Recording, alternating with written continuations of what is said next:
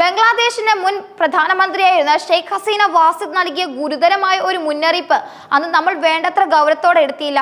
2024 August 5-ന് സായുധാര ഒരു ജനക്കൂട്ടം അവരുടെ ഔദ്യോഗിക വസതി വളയുകയും ജീവൻ രക്ഷിക്കാൻ അവർക്ക് ഇന്ത്യയിലേക്ക് പലായനം ചെയ്യേണ്ടി വരികയും ചെയ്തതിന് ഏതാനും ദിവസങ്ങൾക്ക് മുമ്പാണ് അവർ താൻ ഭയപ്പെട്ടിരുന്ന ഒരു വലിയ ഗൂഢാലോചനയുടെ വിശദാംശങ്ങൾ മാധ്യമപ്രവർത്തകരുമായി പങ്കുവച്ചത്. ബംഗാൾ ഉൾക്കടലിലെ തന്ത്രപ്രധാനമായ സെന്റ് മാർട്ടിൻസ് ദ്വീപിൽ അമേരിക്കൻ സൈന്യത്തിന് ഒരു താവളം അനുവദിക്കണമെന്ന് അമേരിക്ക തന്നോട് ആവശ്യപ്പെട്ടിരുന്നുവെന്നാണ് ഹസീന അന്ന് വെളിപ്പെടുത്തിയത്. ഈ ആവശ്യം അംഗീകരിച്ചാൽ ഭാവിയിൽ അവാമി ലീഗ് സർക്കാരിനെ എല്ലാ രീതിയിലും സഹായിക്കാമെന്നും പ്രതിപക്ഷത്തിന്റെ പരാതികൾ അവഗണിക്കാമെന്നും വാഗ്ദാനം ചെയ്തിരുന്നുവത്രേ. എന്നാൽ ഈ വാഗ്ദാനങ്ങളെല്ലാം നിരസിച്ച് ഹസീന അമേരിക്കൻ ആവശ്യത്തിന് വഴങ്ങിയില്ല. ഈ തുറന്നു പറച്ചിൽ നടന്ന ദിവസങ്ങൾക്കുള്ളിൽ തന്നെ രാജ്യത്ത് നടന്ന സംഭവങ്ങൾ ആ മുന്നറിയിപ്പുകൾക്ക് എത്രത്തോളം പ്രസക്തമുണ്ടായിരുന്നുവെന്ന് ഇപ്പോൾ വ്യക്തമാക്കുന്നു. 2024 തെരഞ്ഞെടുപ്പിൽ വോട്ടെടുപ്പ് കൃത്രിമം കാണിച്ചുവെന്ന് ആരോപിച്ചുകൊണ്ടുള്ള പ്രക്ഷോഭങ്ങൾ കഴിഞ്ഞ വർഷം ജൂലൈ 1 മുതൽ ആരംഭിച്ചിരുന്നു.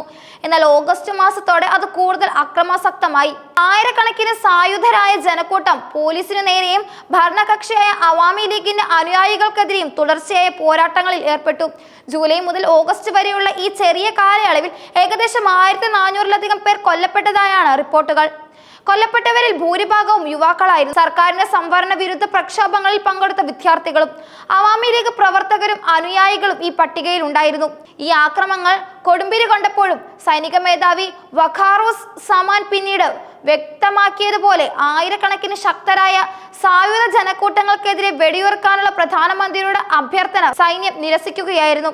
സ്വന്തം സൈനിക മേധാവിയുടെ പിന്തുണയില്ലാത്തപ്പോൾ ഷെയ്ഖ് ഹസീനയ്ക്ക് ഇന്ത്യയിലേക്ക് രക്ഷപ്പെടുകയല്ലാതെ മറ്റു മാർഗങ്ങളൊന്നുമില്ലായിരുന്നു. ഇത് വ്യക്തമാക്കുന്നത് അട്ടിമറിക്കുള്ള ആസൂത്രണം ഭരണകൂടത്തിന്റെ എല്ലാ തലങ്ങളിലുമുള്ള ചിലരുടെ പിന്തുണയോടെ ആയിരുന്നു എന്നാണ്. നിരോധിക്കപ്പെട്ട ജമാഅത്ത് ഇസ്ലാമി, ബംഗ്ലാദേശ് നാഷണലിസ്റ്റ് പാർട്ടി, ഹിഫാസത്ത് ഇസ്ലാം, ഹിസ്ബുൾ മുജാഹിദീൻ, ജെയ്ഷ് ഇ മുഹമ്മദ് തുടങ്ങിയ സംഘടനകൾ ഭരണകക്ഷിയായ അവാമി ലീഗിനും പോലീസ് സേനയ്ക്കുമെതിരെ ഒരുമിച്ച് പ്രവർത്തിച്ചു. ഒരു അക്രമാസക്തമായ പ്രക്ഷോഭത്തിലൂടെ സർക്കാരിനെ പുറത്താക്കാനുള്ള അവസരത്തിനായി അവർ കാത്തിരിക്കുകയായിരുന്നു. ഓഗസ്റ്റ് 5-ന് ശേഷവും പോലീസ് തങ്ങളുടെ നിഷ്ക്രിയത്വം തുടർന്നു. ഇതിന്റെ ഫലമായി ജനക്കൂട്ടം സർക്കാർ ഓഫീസുകളും അവാമി ലീഗ് പ്രവർത്തകരുടെ വീടുകളും ആക്രമിക്കുകയും സ്വത്തുകൾ കൊള്ളടിക്കുകയും ചെയ്തു. ദിനരാത്രങ്ങൾ നീണ്ട ഈ ഭീകരമായ സാഹചര്യത്തിൽ അമേരിക്കൻ ഇടപെടലിനെ കുറിച്ചുള്ള തന്റെ ഭയം വ്യക്തമാക്കിക്കൊണ്ട് ഷെയ്ഖ് ഹസീന നൽകിയ അവസാന മുന്നറിയിപ്പ് പ്രാദേശിക പത്രങ്ങളിൽ വിശദമായി റിപ്പോർട്ട് ചെയ്തു. ഈ പത്രങ്ങൾ ലിബിയ, യുക്രൈൻ തുടങ്ങിയ രാജ്യങ്ങളിൽ എന്ന പോലെ പാശ്ചാത്യ ലോകം സ്പോൺസർ ചെയ്ത ഭരണമാറ്റത്തിന്റെ ഭാഗമാണ് ബംഗ്ലാദേശിലെ സംഭവങ്ങൾ എന്നെഴുതി. ഈ സംഭവ വികാസങ്ങളിൽ ഒരു പ്രധാന കഥാപാത്രം നൊബേൽ സമ്മാന ജേതാവും സാമ്പത്തിക ശാസ്ത്രജ്ഞനും ഗ്രാമീൺ മൈക്രോ ഫിനാൻസ് ബാങ്കിന്റെ സ്ഥാപകനുമായ ഡോക്ടർ മുഹമ്മദ് യൂനസ് ആണ്. ഷെയ്ഖ് ഹസീനയും ഡോക്ടർ യൂനസും തമ്മിലുള്ള ശത്രുത പരസ്യമായ രഹസ്യമാണ്. ഹസീനയെ പുറത്താക്കുന്നതിന് മുമ്പുള്ള 6 വർഷങ്ങളിൽ വിദേശത്ത് പ്രവർത്തിക്കുന്ന എല്ലാ ബംഗ്ലാദേശ് സേനകളെയും പാർട്ടികളെയും ഏറ്റവും പ്രഗത്ഭനായ നേതാവായി ഡോക്ടർ യൂനസ് ഉയർന്നു വന്നിരുന്നു. അവാമി ലീഗ് സ്വദേശത്തും വിദേശത്തും ഇതിനെതിരെ ശക്തമായ പ്രചാരണങ്ങൾ നടത്തി. പാശ്ചാത്യ നയതന്ത്രജ്ഞരും ഏജൻസികളും ഈ ആരോപണങ്ങൾ അന്വേഷിച്ചു. എന്നാൽ അവരുടെ വിശ്വസ്തരായ അന്വേഷകരെ അയച്ചുകൊണ്ട് നടത്തിയ അന്വേഷണത്തിൽ കുറ്റം കണ്ടെത്തിയത് അവാമി ലീഗ് ഭരണകൂടത്തിന് എതിരെയായിരുന്നു. ആവർത്തിക്കുന്ന പോലീസ് അതിക്രമങ്ങൾ, ജനാധിപത്യത്തിന്റെ അടിച്ചമർത്തൽ എന്നീ കുറ്റകൃത്യങ്ങൾ ഇവർ റിപ്പോർട്ട് ചെയ്തു. തുടർന്ന് 8 ബംഗ്ലാദേശ് ഉദ്യോഗസ്ഥർക്ക് US ഉപരോധം ഏർപ്പെടുത്തി. ഇത് ബംഗ്ലാദേശിനെതിരെ സമ്മർദ്ദം ചെലുത്താനുള്ള ഒരു തന്ത്രമായി വിലയിരുത്തപ്പെട്ടു. 2024 ജൂലൈയിലെ പ്രക്ഷോഭത്തിനിടെ ചിറ്റഗോങ്ങിനടുത്തുള്ള സെന്റ് മാർട്ടിൻസ് ദ്വീപിൽ ഏതാനും അമേരിക്കൻ സൈനിക വിന്യാസങ്ങൾ അനുവദിക്കണമെന്ന് ഹസീനയോട് ആവശ്യപ്പെട്ടുവെന്ന് അവർ ചൂണ്ടിക്കാട്ടിയിരുന്നു.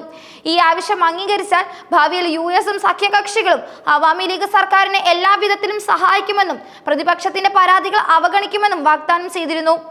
എന്നാൽ ഹസീന ആ അഭ്യർത്ഥന തൽക്ഷണം നിരസിച്ചു. രഹസ്യ കരാറുകളിലൂടെയും മറ്റും തങ്ങളുടെ ദേശീയ പ്രദേശത്തിന്റെ ഒരു ഭാഗം വിദേശ രാജ്യങ്ങൾക്കോ ഏജൻസികൾക്കോ കൈമാറാൻ തനിക്കോ തന്റെ പാർട്ടിക്കോ ഒരിക്കലും കഴിയില്ലെന്ന് അവർ വ്യക്തമാക്കി. എന്നാൽ ബംഗ്ലാദേശിലെ US എംബസിയും കോൺസുലേറ്റ് ജീവനക്കാരും അങ്ങനെ ഒരു അഭ്യർത്ഥനയെക്കുറിച്ച് തങ്ങൾക്ക് അറിയില്ലെന്ന നിലപാടാണ് മാധ്യമങ്ങൾക്ക് മുമ്പാകെ സ്വീകരിച്ചത്. എന്നാൽ അമേരിക്ക ബംഗ്ലാദേശിലെ ചിറ്റഗോങ് മേഖലയിലെ തീരപ്രദേശങ്ങൾക്ക് സമീപം 100-ലധികം സൈനികരെ ഇപ്പോൾ വിന്യസിച്ചിട്ടുണ്ട്. ഈ കാര്യങ്ങൾ മ്യാൻമർ അല്ലെങ്കിൽ ബംഗ്ലാദേശ് സർക്കാരുകൾക്ക് അജ്ഞാതമല്ല. ഡോക്ടർ യൂനസും അദ്ദേഹത്തിന്റെ ഉദ്യോഗസ്ഥരും അതിനുവേണ്ട സഹായങ്ങളും ഒത്താശയും ചെയ്തിട്ടുണ്ട്. ഇത് ബംഗാൾ ഉൾക്കടലിലെ അമേരിക്കയുടെ തന്ത്രപരമായ ലക്ഷ്യങ്ങളെക്കുറിച്ച് കൂടുതൽ ചോദ്യങ്ങൾ ഉയർത്തുന്നു.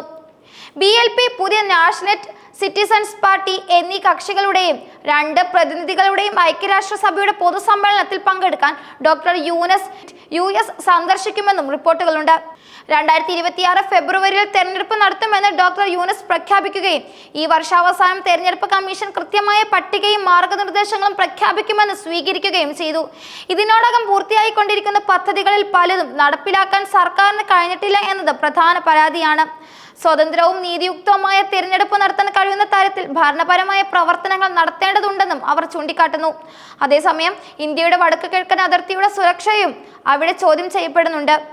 ഭരണകക്ഷിയും ആരാക്കാൻ സൈന്യവുമായുള്ള ബന്ധത്തെ തുടർന്ന് ഇന്ത്യ മ്യാൻമറിലെ റാഖൈൻ പ്രവിശ്യയിലേക്ക് ഏകദേശം 120 സൈനികരെയും നിരീക്ഷകരെയും അയച്ചിട്ടുണ്ടെന്നും ധാക്കയിലെയും മ്യാൻമറിലെയും മാധ്യമങ്ങൾ റിപ്പോർട്ട് ചെയ്യുന്നു. തന്ത്രപരമായി പ്രധാനമായ ബംഗാൾ ഉൾക്കടൽ മേഖലയിൽ US സൈനിക സാന്നിധ്യം സ്ഥാപിക്കുന്നതിനും സമ്പന്നമായ ഊർജ്ജ സ്രോതസ്സുകൾ കൈക്കലാക്കുന്നതിനും ഇന്ത്യ, മ്യാൻമർ, ബംഗ്ലാദേശ് എന്നീ രാജ്യങ്ങൾ അനുകൂലമല്ല. വസ്തുതകൾ വിശകലനം ചെയ്യുമ്പോൾ മുൻ പ്രധാനമന്ത്രി ഷെയ്ഖ് ഹസീനയുടെ അവകാശവാദങ്ങൾ വസ്തുതകളെ അടിസ്ഥാനമാക്കിയുള്ളതാണോ എന്നും ബോധ്യപ്പെടും. കഴിഞ്ഞ വർഷം ഓഗസ്റ്റ് 5-ന് മുമ്പ് റഷ്യ ബംഗ്ലാദേശ് ഉദ്യോഗസ്ഥർക്ക് അട്ടിമറി സാധ്യതയെക്കുറിച്ച് മുന്നറിയിപ്പ് നൽകിയിരുന്നു. ബംഗ്ലാദേശിലെ ഒരു വിഭാഗം ഉദ്യോഗസ്ഥരുടെ അഭിപ്രായത്തിൽ ചൈനയും ഈ പ്രദേശത്ത് നാവികസേനയെ അയച്ചുകൊണ്ട് പ്രതികരിക്കാൻ സാധ്യതയുണ്ട്.